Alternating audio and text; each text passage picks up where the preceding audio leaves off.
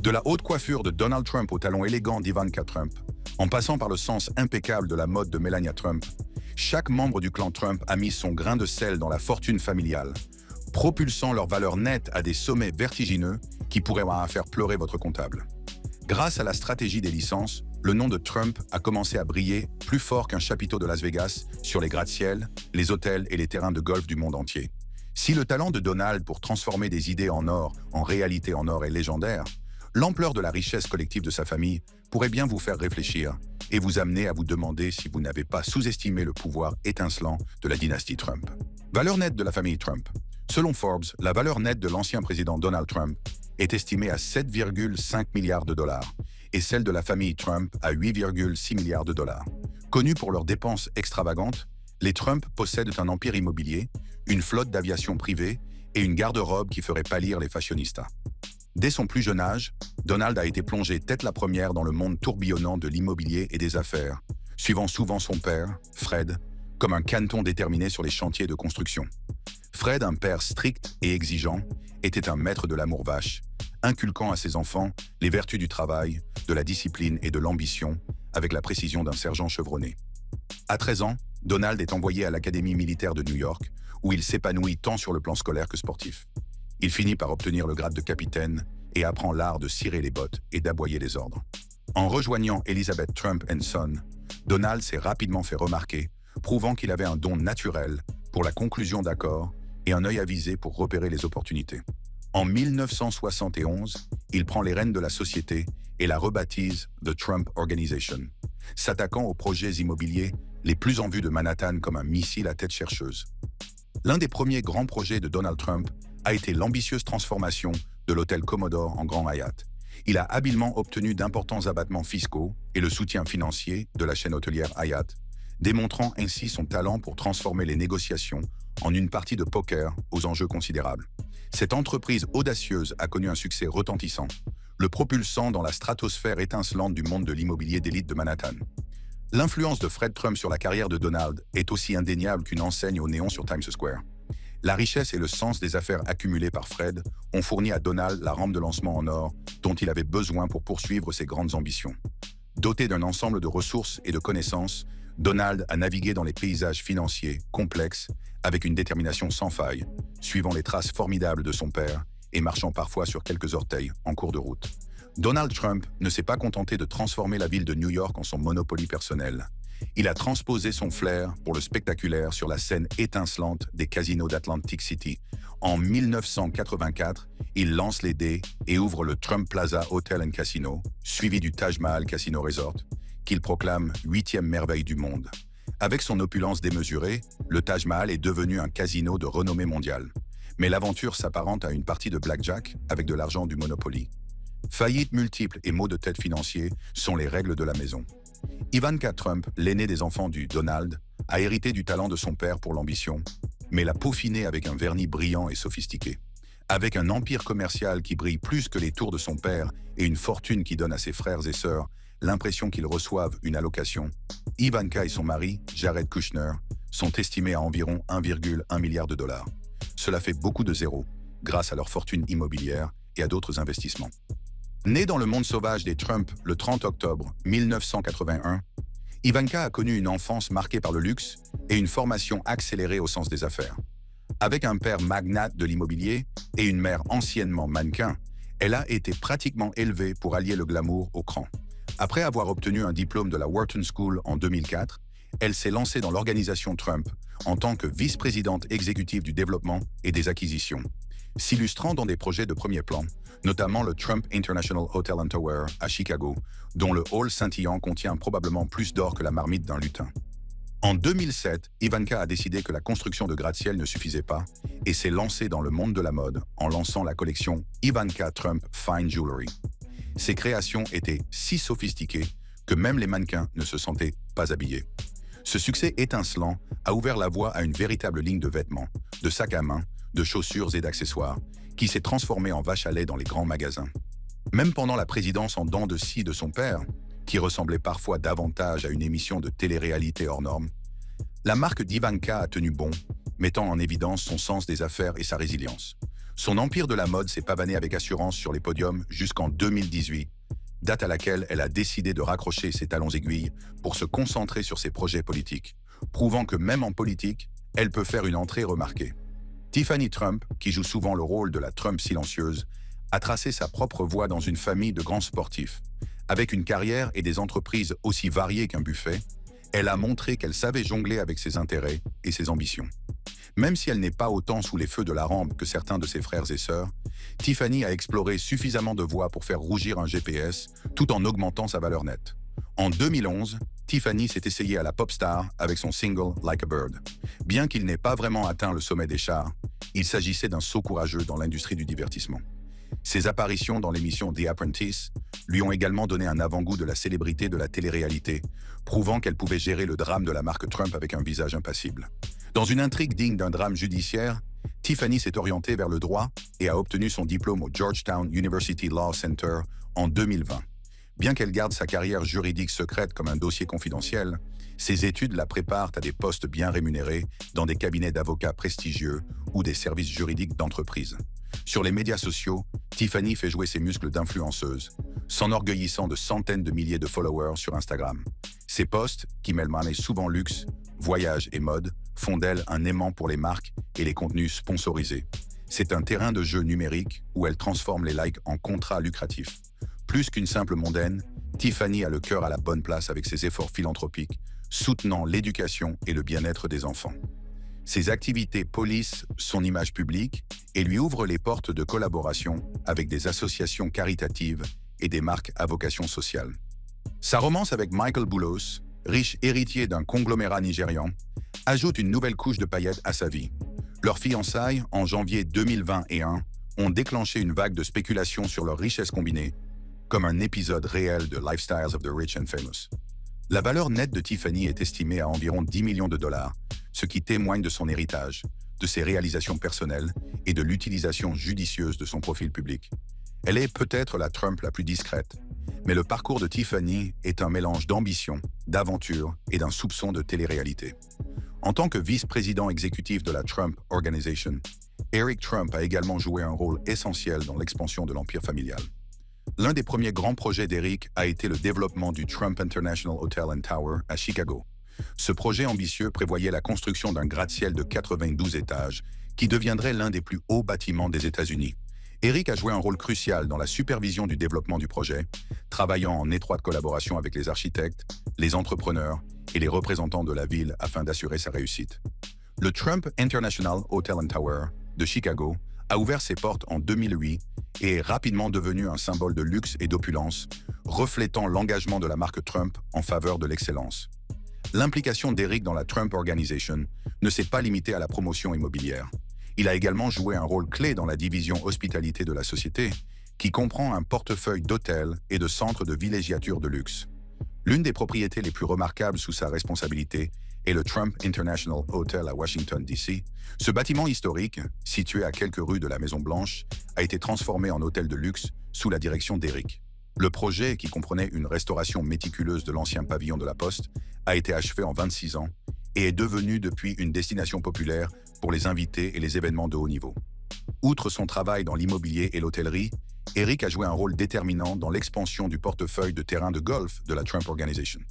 La société possède et exploite plusieurs terrains de golf de classe mondiale, notamment le Trump National Doral à Miami, le Trump Turnberry en Écosse et le Trump International Golf Links en Irlande. La passion d'Eric pour le golf et son sens aigu des affaires ont permis d'élever ses propriétés à de nouveaux sommets, attirant des amateurs de golf du monde entier. Le rôle d'Eric dans la Trump Organization ne se limite pas à la supervision de projets individuels. Il joue également un rôle crucial dans la stratégie globale et le processus de prise de décision de l'entreprise. En tant que vice-président exécutif, il travaille en étroite collaboration avec ses frères et sœurs, Donald Trump Jr. et Ivanka Trump, pour gérer le portefeuille diversifié d'actifs de l'organisation. Ensemble, ils ont relevé les défis de la gestion d'un empire commercial mondial, en tirant parti de leur expertise combinée pour stimuler la croissance et l'innovation. L'un des aspects les plus sensationnels de la carrière d'Eric est l'attention qu'il porte à l'expansion internationale de la marque Trump. Ces dernières années, il a conclu plusieurs accords très médiatisés dans la région du Golfe, notamment des partenariats avec d'importants promoteurs immobiliers aux Émirats arabes unis et en Arabie saoudite. Ces accords ont non seulement élargi l'empreinte mondiale de la Trump Organization, mais ils ont également soulevé des questions sur d'éventuels conflits d'intérêts, compte tenu de la carrière politique de son père.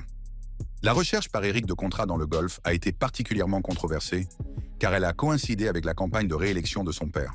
Les critiques soutiennent que ces entreprises créent des conflits d'intérêts potentiels, car elles impliquent des gouvernements et des entités étrangers qui peuvent chercher à influencer la politique des États-Unis. Malgré ces inquiétudes, Eric a défendu les actions de la Trump Organization, affirmant que toutes les transactions étaient menées de manière légale et transparente. Tout au long de sa carrière, Eric Trump a fait preuve d'une volonté inébranlable de réussir et d'un engagement à maintenir la réputation de luxe et d'excellence de la marque Trump. Melania Trump a indéniablement joué un rôle crucial dans la richesse de la famille. Son parcours, d'un mannequin slovène à la première dame des États-Unis, est tout simplement sensationnel, avec un soupçon de glamour et d'ironie. La transition de Melania d'une carrière de mannequin à celle d'une entrepreneuse avisée pourrait donner du fil à retordre à n'importe quelle émission de télé-réalité.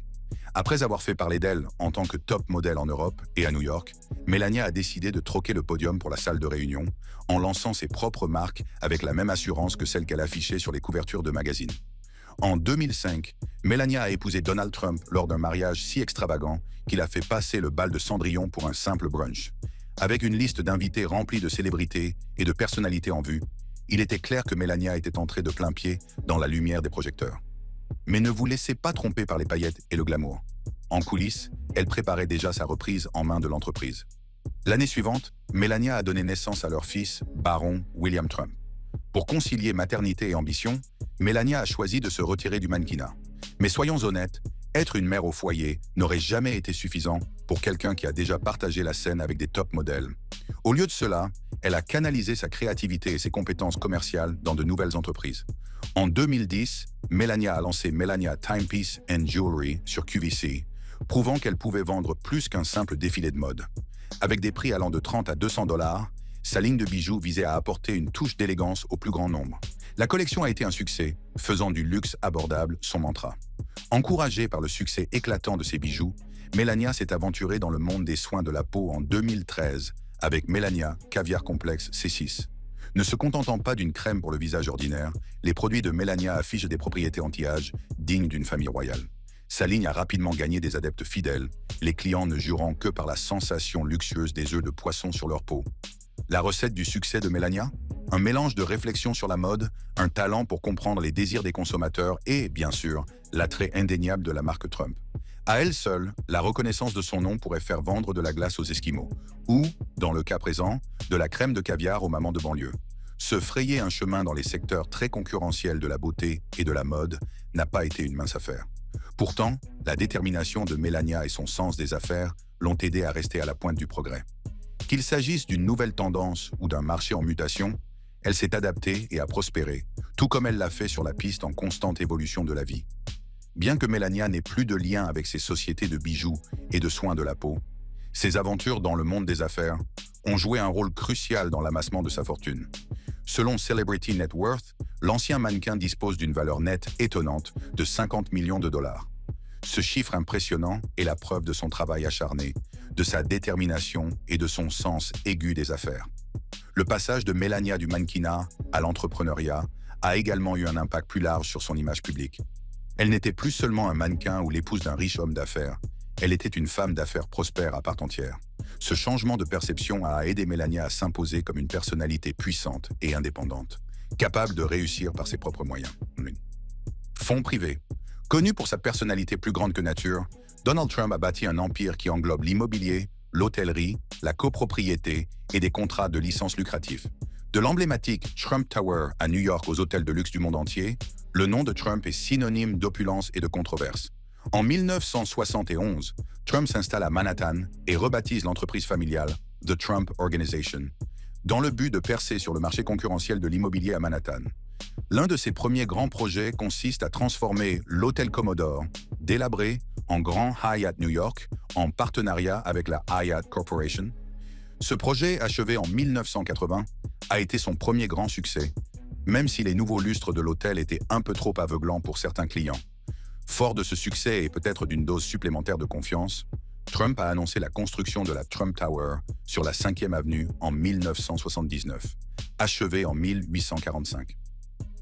En 1983, la Trump Tower est devenue un symbole de luxe avec des unités résidentielles haut de gamme, des espaces de bureaux et des magasins de détail. Ce projet a consolidé le statut de Trump en tant qu'acteur clé de l'immobilier à Manhattan et lui a donné une adresse en or pour son escalator en or. Au cours des années 1970 et 1980, Trump a élargi son portefeuille avec des projets notables comme le Trump Plaza et le Trump Park et s'est aventuré dans l'industrie des casinos avec le Trump Plaza Hotel and Casino à Atlantic City en 1984. Ses premiers succès et ses projets ambitieux ont jeté les bases d'un empire commercial vaste et diversifié, marqué par le luxe, des projets de premier plan et beaucoup de choses plaquées or. À mesure que l'empire commercial de Donald Trump s'est développé, ses ambitions se sont étendues au monde entier. La Trump Organization s'est aventurée au-delà des frontières des États-Unis en acquérant et en développant des propriétés dans des lieux prestigieux du monde entier. Cette expansion a inclus des hôtels de luxe, des immeubles résidentiels et des terrains de golf, consolidant la présence internationale de Trump et lui offrant de nombreux nouveaux endroits où apposer son nom en lettres surdimensionnées. L'un des points forts de cette expansion a été la plongée de Trump dans le monde du golf, où il a transformé sa signature en fairways. L'histoire commence au début des années 1990, lorsque Donald Trump, qui ne manque jamais une occasion de transformer un déchet en trésor, acquiert sa première propriété de golf, le Trump International Golf Club à West Palm Beach, en Floride. Imaginez, transformer une ancienne décharge en un paradis pour golfeurs. Oui, de l'ordure au luxe. Trump a opéré sa magie. Conçu par l'estimé Jim Fazio, le parcours a ouvert ses portes en 1999 et a rapidement acquis la réputation d'être à la fois somptueux et un peu cauchemardesque pour les golfeurs. Le prochain coup d'éclat de Trump a eu lieu en 2002 avec l'achat du Doral Resort Spa à Miami, en Floride. Abritant le tristement célèbre parcours Blue Monster, Doral terrorisait les professionnels du PGA Tour depuis des décennies. Trump, fidèle à son habitude, a investi plus de 200 millions de dollars dans des rénovations, s'assurant ainsi que le Blue Monster reste fidèle à son nom, si ce n'est plus. Des obstacles d'eau? Oui. Des roughs déchirants? Doublement vérifié. En 2004, Trump a exercé ses talents sur la côte ouest en achetant le Ocean Trails Golf Club à Rancho Palos Verdes, en Californie. Rebaptisé Trump National Golf Club, Los Angeles, le parcours offre une vue imprenable sur l'océan Pacifique et devient rapidement un pôle d'attraction pour les stars d'Hollywood. Le parcours, initialement conçu par Pete Dye, a été rénové en profondeur par Trump, qui en a fait la destination de premier plan qu'il avait imaginé. Non content de l'Amérique, Trump a jeté son dévolu sur l'Écosse en 2006, le berceau même du golf. Il a acheté le domaine de Menny dans l'Aberdeenshire et s'est heurté aux habitants et aux écologistes locaux. Mais Trump a persévéré, car s'il y a bien quelque chose qu'il aime, c'est un bon combat. En 2012, le Trump International Golf Links en Écosse était opérationnel avec un parcours conçu par le Dr Martin Hawtrey qui est aussi époustouflant que brutal, avec pour toile de fond la mer du Nord.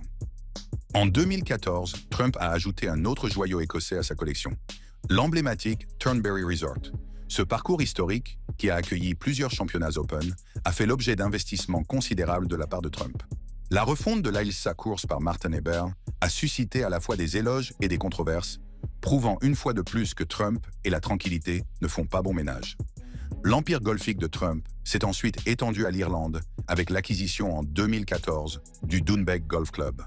Rebaptisé Trump International Golf Links and Hotel, Doonbeg, ce parcours bénéficie d'une vue imprenable sur la côte et d'un design aussi difficile que de trouver un trèfle à 4 feuilles dans une botte de foin. Les investissements importants réalisés par Trump ont encore renforcé l'attrait de ce parcours à l'échelle mondiale. De retour aux États-Unis, Trump n'a pas fini de swinguer. En 2009, il a acheté le Lowe's Island Club en Virginie et l'a rebaptisé Trump National Golf Club, Washington, D.C. Situé le long de la rivière Potomac, le club propose 2 parcours de championnat, parfaits pour ceux qui souhaitent partir avec une vue sur le Capitole. En 2010, Trump s'est emparé du Pine Hill Golf Club dans le New Jersey et l'a transformé en Trump National Golf Club, Philadelphia. Avec le design de Tom Fazio et la vue sur l'horizon de Philadelphie, c'est un succès parmi l'élite locale. New York a également senti la touche de Trump. En 2002, il a acquis le Briarcliff Manor Country Club, devenu le Trump National Golf Club à Westchester. En 2015, le Trump Golf Links at Ferry Point, dans le Bronx, a ouvert ses portes, offrant des parcours et des équipements qui attirent les golfeurs du monde entier. Au-delà du golf, Trump a étendu son empire hôtelier à l'échelle internationale.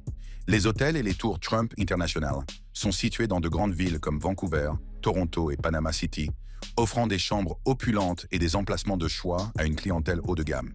Par exemple, le Trump International Hotel and Tower Vancouver offre une vue imprenable sur la ville et les montagnes, tandis que son homologue de Toronto est un symbole de luxe et de service.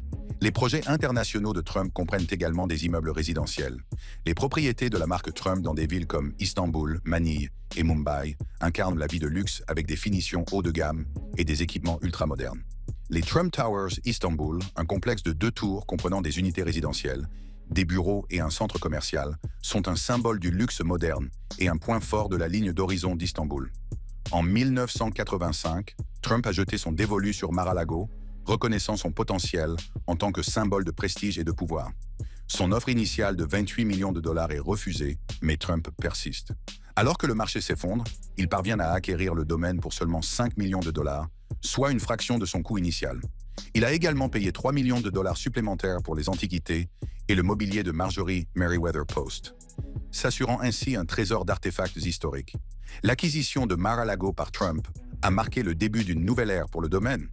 En 1995, il transforme le manoir en club privé, ouvrant ses portes aux personnes riches et influentes. La transformation est tout simplement spectaculaire. Trump ajoute une salle de bal de 22 000 pieds carrés, ornée de feuilles d'or d'une valeur de 7 millions de dollars. Il réquisitionne également un blason accordé à Joseph Edward Davis, le 3e mari de Post, en remplaçant le mot latin integritas par Trump. Le domaine est devenu un témoignage de l'amour de Trump pour l'opulence, avec des lavabos plaqués, or coûtant 100 000 dollars, et des touches d'or partout. L'exclusivité et la grandeur de Mar-a-Lago ont attiré une clientèle fortunée. Les membres du club payaient un droit d'entrée de 100 000 dollars et une cotisation annuelle de 14 000 dollars.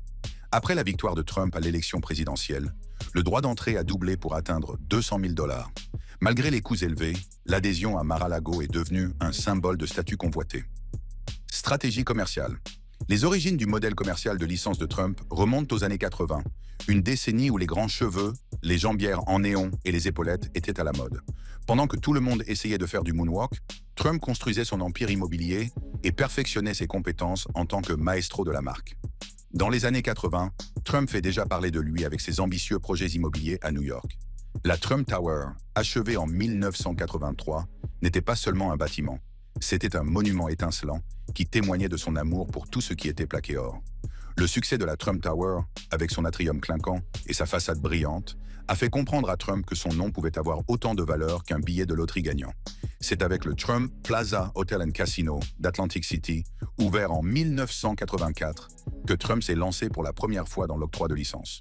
Ce projet était un pari important, non seulement en raison du casino, mais aussi parce que Trump pariait que son nom attirerait les visiteurs comme un papillon de nuit vers une flamme d'or. Et c'est ce qui s'est passé. Le nom de Trump, plus brillant qu'une machine à sous de Las Vegas, a attiré des foules désireuses de vivre une expérience de luxe ou au moins de perdre leur argent avec style. À la fin des années 1980, Trump a décidé de tester le pouvoir de son nom en dehors du domaine de la brique et du mortier. C'est ainsi qu'est née la Trump Shuttle, une compagnie aérienne desservant le nord-est des États-Unis. En 1989, il a acheté la Eastern Airlines Shuttle et l'a rebaptisée Trump Shuttle, promettant une expérience de voyage aérien aussi luxueuse que son gratte-ciel de Manhattan.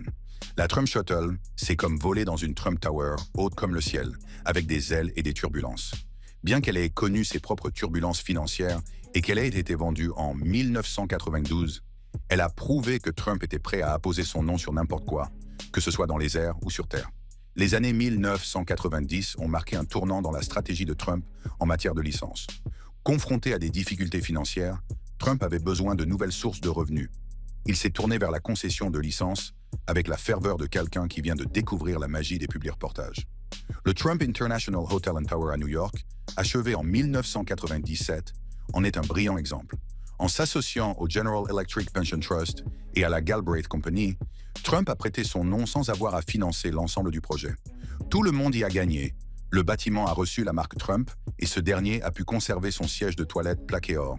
Le succès du Trump International Hotel and Tower a mis en évidence la viabilité des licences en tant que modèle commercial, prouvant une fois de plus que parfois, ce n'est pas ce que l'on fait qui compte, mais le nom qu'on lui donne. La stratégie de Trump en matière de licences a continué à évoluer au début des années 2000. Il a commencé à concéder des licences sur son nom pour toute une série de produits et de services, allant de l'ameublement à l'eau en bouteille. En 2007, Trump Home, une ligne de mobilier de luxe et de décoration d'intérieur, a été lancée. Ces produits ont été commercialisés comme des incarnations de l'élégance et de la sophistication associées à la marque Trump. De même, Trump Ice, une marque d'eau en bouteille, a capitalisé sur l'association avec le luxe et la qualité. Ces entreprises ont démontré le talent de Trump pour étendre sa marque au-delà de l'immobilier, sur le marché des biens de consommation. Le lancement de l'émission The Apprentice en 2004 a marqué un tournant dans le modèle commercial de Trump en matière de licence. Cette émission de télé-réalité, dont Trump est l'animateur et le producteur exécutif, est devenue un phénomène culturel.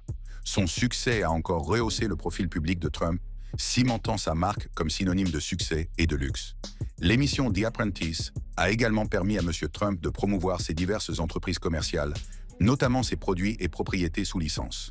La popularité de l'émission s'est traduite par une demande accrue de produits et de services portant la marque Trump, ce qui a renforcé la valeur de son nom en tant qu'actif de licence. Mais ce n'est pas le seul tour qu'il a joué lorsqu'il s'est agi d'amasser des richesses pour sa famille. En tant que magnate des affaires, il avait aussi le don de jouer avec les impôts pour engranger encore plus d'argent. Les incursions de Donald Trump dans le monde des stratégies fiscales ont commencé bien avant qu'il ne devienne célèbre. L'un de ses premiers coups de filet a été l'utilisation de déductions pour amortissement. Les promoteurs immobiliers peuvent déduire le coût de leurs biens immobiliers au fil du temps, même si ces biens deviennent de plus en plus beaux et de plus en plus chers. Cela a permis à Donald Trump de réduire considérablement son revenu imposable, ce qui lui a donné plus de capital à réinvestir dans ses projets. Le crédit d'impôt pour la préservation des monuments historiques est une autre tactique brillante de Trump. Ce dispositif permet aux propriétaires de bénéficier d'un allègement fiscal pour la rénovation de bâtiments historiques. M. Trump s'en est servi pour donner un coup de jeune à l'hôtel Commodore de New York, qu'il a transformé en Grand Hyatt. En préservant les éléments historiques du bâtiment, M. Trump a pu bénéficier de crédits d'impôt substantiels, réduisant ainsi sa facture fiscale globale. Il y a ensuite la stratégie des échanges en nature, qui semble tout droit sortie d'un jeu de Monopoly. Cette disposition du Code des impôts permet aux propriétaires de différer le paiement de l'impôt sur les plus-values lorsqu'ils vendent un bien immobilier, à condition de réinvestir le produit de la vente dans un bien similaire. Cette manœuvre astucieuse a permis à Donald Trump d'améliorer continuellement son portefeuille immobilier sans encourir de pénalités fiscales immédiates, ce qui lui a permis de conserver une plus grande partie de sa fortune bien au chaud, et qui pourrait oublier les abattements fiscaux et les incitations offertes par les autorités locales. C'est comme si l'on recevait un billet d'or pour le pays des merveilles que de la fiscalité. Par exemple, la ville de New York offre des abattements fiscaux aux promoteurs qui investissent dans certaines zones, et Trump n'a pas hésité à saisir ces opportunités. Ces abattements lui ont permis de réduire ses impôts fonciers, ce qui a encore accru ses bénéfices. C'est comme trouver de l'argent sous les coussins de son canapé, mais en plus lucratif. L'un des aspects les plus sensationnels des premières stratégies fiscales de Donald Trump est l'utilisation de sociétés écrans. En créant un réseau d'entités multiples pour détenir et gérer ses propriétés, M. Trump était en mesure de transférer des revenus et des dépenses entre elles, optimisant ainsi sa situation fiscale. Cette danse complexe a empêché les autorités fiscales de comprendre pleinement ses mouvements financiers, ajoutant une couche de complexité à ses stratégies fiscales. C'est comme un jeu de cache-cache, mais avec des signes de dollars. Au début de sa carrière, M. Trump a également eu recours à des pratiques comptables agressives. En repoussant les limites de ce qui peut être considéré comme une dépense professionnelle légitime, M. Trump a pu déduire un large éventail de coûts, allant de rénovations somptueuses de bureaux à des frais de voyage extravagants. Ces déductions ont réduit son revenu imposable, ce qui lui a permis de conserver une plus grande partie de ses gains. C'est comme si vous aviez le beurre et l'argent du beurre et que vous déduisiez les calories. C'est tout ce que nous avons pour vous dans cette vidéo. Si vous souhaitez continuer à explorer d'autres vidéos passionnantes comme celle-ci, allez-y et cliquez sur l'une des cartes à l'écran.